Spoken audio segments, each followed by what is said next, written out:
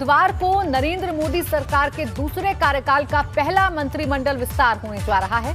कल शाम 6 बजे राष्ट्रपति भवन में मोदी मंत्रिमंडल के नए मंत्रियों को पद और गोपनीयता की शपथ दिलाई जाएगी। यूपी और उत्तराखंड में अगले साल विधानसभा के चुनाव होने हैं, इसलिए माना जा रहा है कि मोदी मंत्रिमंडल के विस्तार में यूपी से 4 या 5 चेहरों को जगह मिल सकती है, जबकि उत्तराखंड में भी एक मंत्री बनाया जा सकता है। किन समीकरणों के आधार पर एक कैबिनेट विस्तार होगा, इस पर हर किसी की निगाहें टिकी हैं। बात करें यूपी के नेताओं की तो अपना दल एस के अध्यक्ष और पूर्व केंद्रीय मंत्री अनुप्रिया पटेल के अलावा भाजपा सांसद रामशंकर कठेरिया, रीता बहुगुणा जोशी, कौशाम्बी से सांसद विनोद सोनकर, रमापति राम त्रिपाठी, शिव प्रताप शुक्ला, बस्ती से सांसद हरीश द्विवेदी के अलावा महराजगंज से सांसद पंकज चौधरी का नाम भी चर्चा में है। इसके अलावा उत्तराखंड से पूर्व सीएम तीरथ सिंह रावत को भी मंत्री बनाए जाने की चर्चा है। हालांकि अभी तक ये सामने नहीं आया है कि कल होने वाले मंत्रिमंडल विस्तार में किन लोगों को जगह मिलेगी।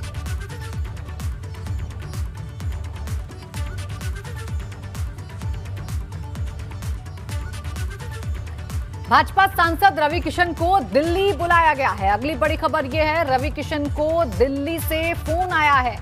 मंत्रिमंडल विस्तार के बीच रवि किशन को दिल्ली बुलाए जाने पर अब इसके मायने निकाले जा रहे हैं। मायने ये कि क्या रवि किशन को भी तरजीह दी जाएगी, क्या रवि किशन को भी मंत्रिमंडल में जगह दी जाएगी, ये तमाम कयास अब लगने शुरू हो चुके हैं, क्योंकि कल ही देखिए मंत्रिमंडल विस्तार है शाम 6 बजे और उससे पहले रवि किशन को दिल्ली से फोन आना, दिल्ली बुलाया जाना इस ओर इशारा जरूर कर रहा है कि रवि किशन को भी मंत्रिमंडल में जगह मिल सकती है। ये कयास जरूर लगाए जा रहे हैं। हालांकि अब तो ये कल ही सामने आ पाएगा कि किन किन चेहरों को जगह मिली है। उत्तर प्रदेश से कितने चेहरे मंत्रिमंडल में शामिल हो पाए हैं। इधर गोरखपुर के सहजनवा से भाजपा सांसद रवि किशन से ओवैसी को खुलेआम चुनौती देते हुए कहा है कि 2.5 घंटे आरती करने वाला सन्यासी है, उसके तेज से नष्ट हो जाओगे।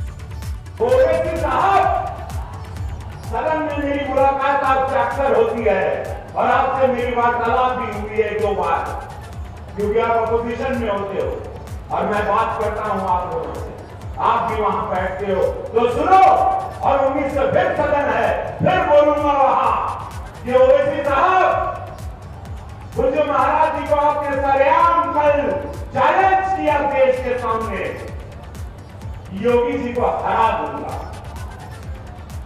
अरे तो ओवैसी साहब सुनना, 24 करोड़ की जनता, भारतीय जनता पार्टी का संगठन, हिंदू युवा वाहिनी का संगठन आपका चैलेंज स्वीकारता है। इधर यूपी में कांवड़ यात्रा को लेकर तैयारियां शुरू हो गई हैं। सीएम योगी ने सावन में आयोजित होने वाली कांवड़ को लेकर कहा है कि कोरोना संकट को ध्यान में रखते हुए कांवड़ यात्रा का आयोजन किया जाए। आपको बता दें कि पिछले साल कोरोना संकट को देखते हुए कांवड़ यात्रा पर रोक लगा दी गई थी और इस बार भी कांवड़ यात्रा पर कोरोना का संकट मंडरा रहा था। लेकिन अब खुद सीएम योगी आदित्यनाथ ने कहा है कि पड़ोसी राज्यों से बातचीत करके कांवड़ यात्रा को पूरा किया जाए और कोविड प्रोटोकॉल को ध्यान में रखते हुए शिवालयों में जलाभिषेक की व्यवस्था की जाए। इस बार 25 जुलाई से कांवड़ यात्रा की शुरुआत हो रही है।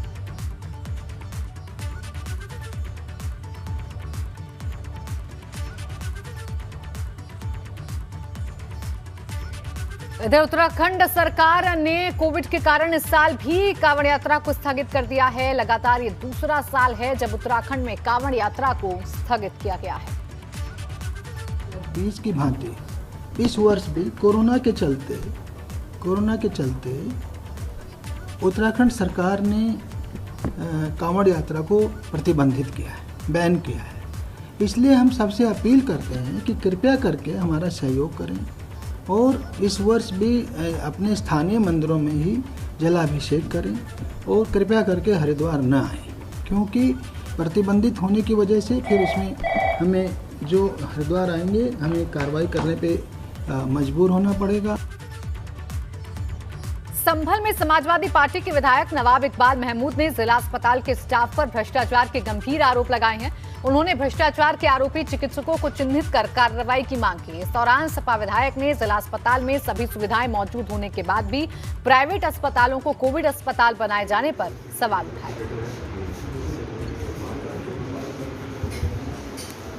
यूपी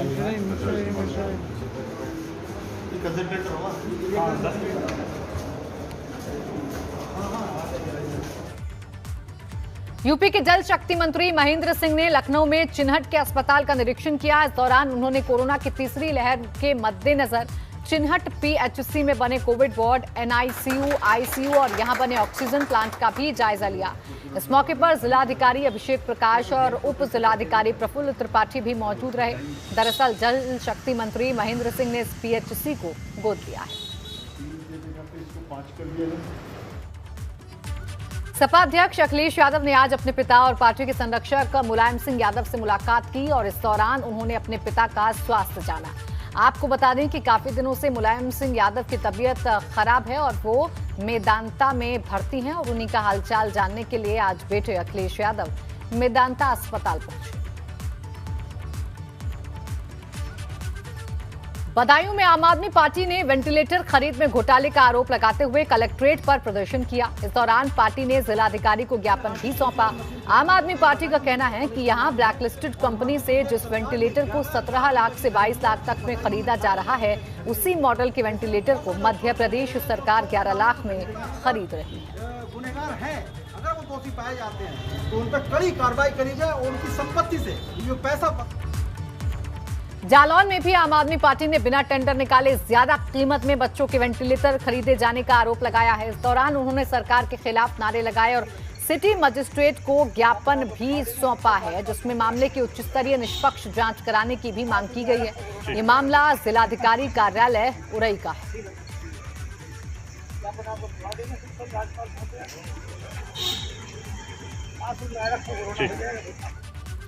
मुरादाबाद में आजाद समाज पार्टी के राष्ट्रीय अध्यक्ष चंद्रशेखर आजाद ने आज बहुजन साइकिल यात्रा निकाली। इस दौरान कोरोना गाइडलाइन की जमकर धज्जियां उड़ाई गईं, जबकि वहां पुलिस भी मौजूद थी। इस मौके पर उन्होंने आरएसएस पर निशाना साधते हुए कहा कि लोग लिंचिंग और दंगे कराते हैं। वहीं सपा के साथ गठबंधन करने के सवाल पर चंद्रशेखर ने कहा कि इसका फैसला पार्टी को लेना है।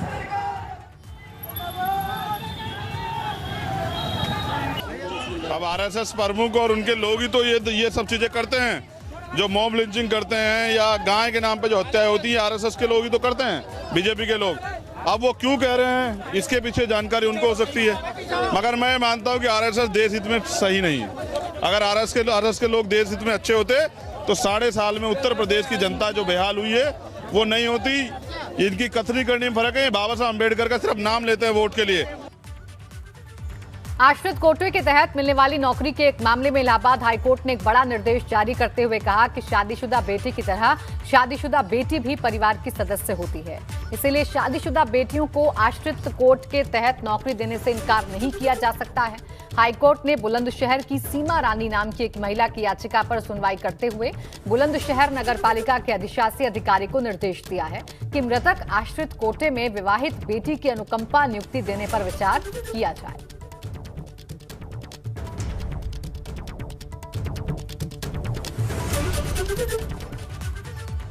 बढ़ते आगे अगली खबर की ओर वाराणसी की बात करेंगे, जहां गंगा के पानी की आरटीपीसीआर जांच की गई, जिसमें कोविड-19 के वायरस नहीं मिले, यानी इसकी रिपोर्ट नेगेटिव आई। हालांकि ये पहले से माना जा रहा है कि बहते पानी में कोरोना वायरस नहीं होते हैं, लेकिन बीएचयू और लखनऊ के बीरबल सहानी इंस्टीट्यूट के वैज्ञानिकों ने 2 महीने तक संयुक्त परीक्षण किया, जिसमें गंगाजल की कोरोना रिपोर्ट नेगेटिव आई।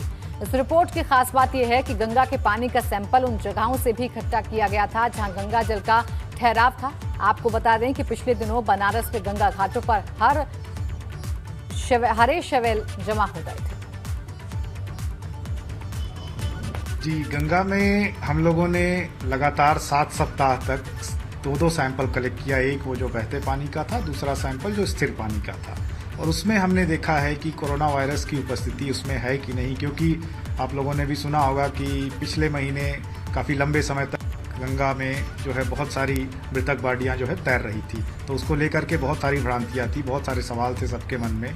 इसी को हमने देखा कि क्या अगर वो लोगों को या कोरोना वायरस से संक्रमित थे या नहीं थे, वो अलग सवाल है, लेकिन ये है कि क्या गंगा में कोरोना वायरस का प्रभाव है कि नहीं।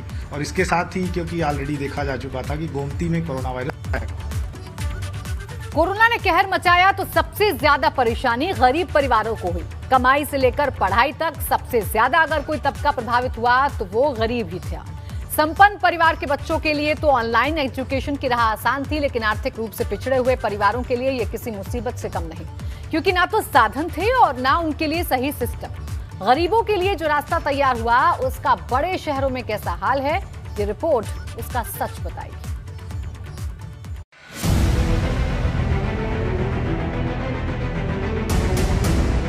कोरोना का काल, भविष्य पर सवाल।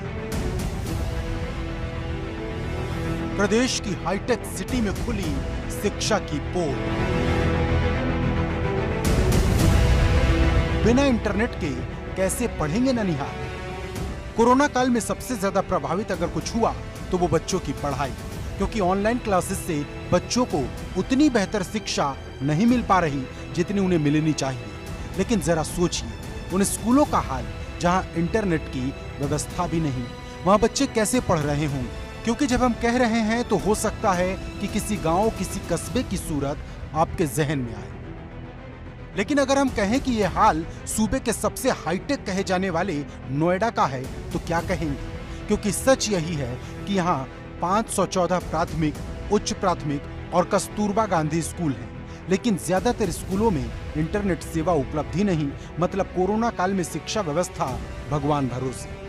कि जब यहाँ पर टीचरों से बात की जा रही है और ये जानने की कोशिश की जा रही है कि आखिरकार यहाँ पर इंटरनेट सेवा उपलब्ध है या नहीं है, तो आपने देखा कि किस तरीके से यहाँ के जो टीचर्स हैं वो बिहेव कर रहे हैं और कुछ भी बताने से साफ साफ मना करते हुए नजर आए। क्योंकि यहाँ पर कुछ बच्चे भी दिखाई दिए। हालांकि जब हमने उनसे ये जानने की कोशिश की कि आखिरकार यहाँ पर बच्चे क्यों आए हैं, तो इस बात पर भी वो कुछ बोलने से बचते रहे। लेकिन जब एबीपी गंगा ने नोएडा सेक्टर 15 के नया आवास स्थित प्राथमिक और उच्च प्राथमिक विद्यालय के प्रिंसिपल से इंटरनेट सेवा उपलब्ध न होने पर ऑनलाइन क्लासेस को लेकर सवाल पूछा तो वो उल्टे सीधे जवाब देने लगी। नहीं, जो बच्चे पहले के हैं वो तो पढ़ाई के लिए उनकी क्लासेस कैसे चल रही हैं आपके यहाँ? आप बताइए ना। आपके यहाँ जो बच्चे हैं उनकी क्लासेस कैसे चल रही हैं, यही तो मैं जान। ऑनलाइन चल रही है ना, फोन से चल रही है। नहीं, ऑनलाइन क्लासेस अगर चल रही तो क्या इंटरनेट सेवा स्कूल में है? नहीं, घर से कर रहे हैं ना, हम लोग तो घर पर है ना। अभी तो खुले हैं स्कूल 1 तारीख से। 5 दिनों में क्या कोई आप लोगों ने क्लासेस चलाई हैं? यहाँ इंटरनेट नहीं है, हमारे मोबाइल में तो है। इसके बाद हमारी टीम नोएडा के सेक्टर 31 के निठारी गांव में प्राथमिक और उच्च प्राथमिक स्कूल में पहुंची। नोएडा के अलग अलग सेक्टर के प्राथमिक और उच्च प्राथमिक विद्यालयों का हाल एक जैसा था। इंटरनेट की कहीं कोई व्यवस्था नहीं। पूछने पर प्रिंसिपल साहब के अटपटे जवाब थे, क्योंकि सच तो यह है कि ऑनलाइन क्लास को लेकर बेसिक शिक्षा अधिकारी तक के पास कोई जवाब है ही नहीं।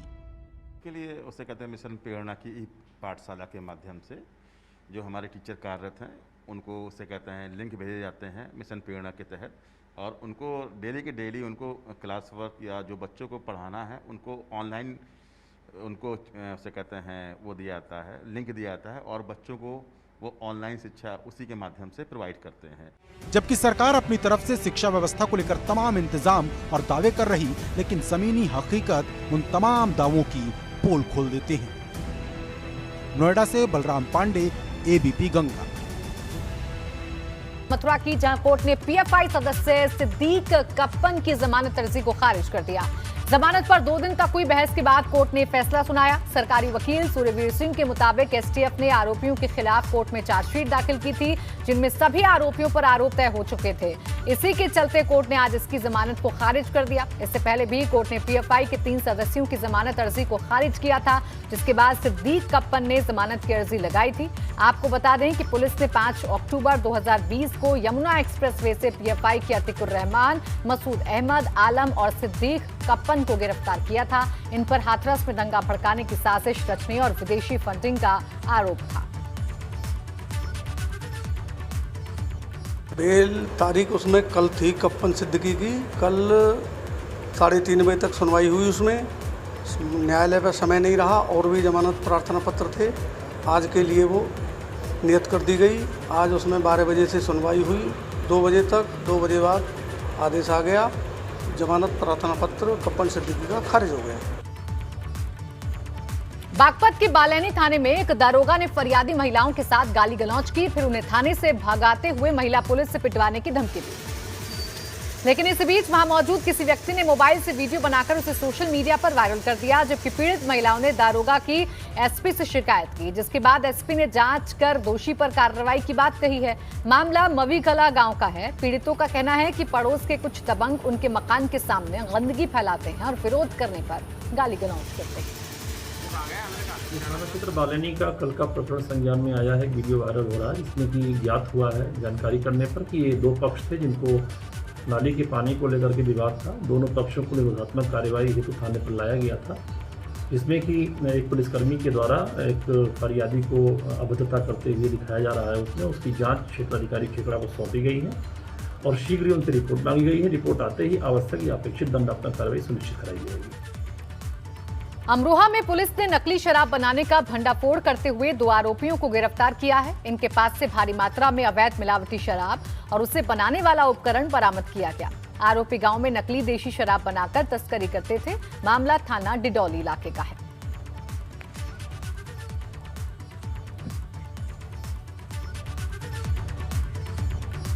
हमीरपुर में पानी की समस्या को लेकर महिलाओं ने अनोखा प्रदर्शन किया। इस दौरान उन्होंने घड़ा लेकर प्रदर्शन किया। महिलाओं ने कलेक्ट्रेट में जिलाधिकारी को ज्ञापन भी सौंपा।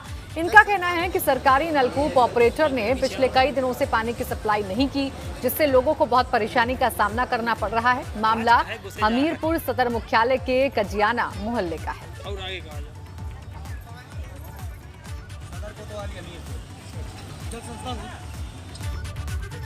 उत्तर प्रदेश सरकार अब सड़क या एक्सप्रेसवे के निर्माण के बीच आने वाले सभी पेड़ों का रीप्लांटेशन करवाएगी। वन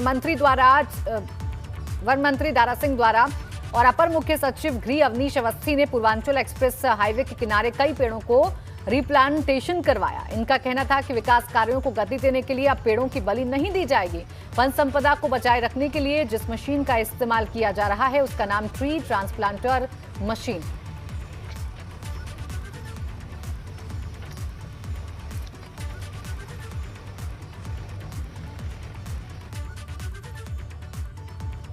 कि भी आपने देखा है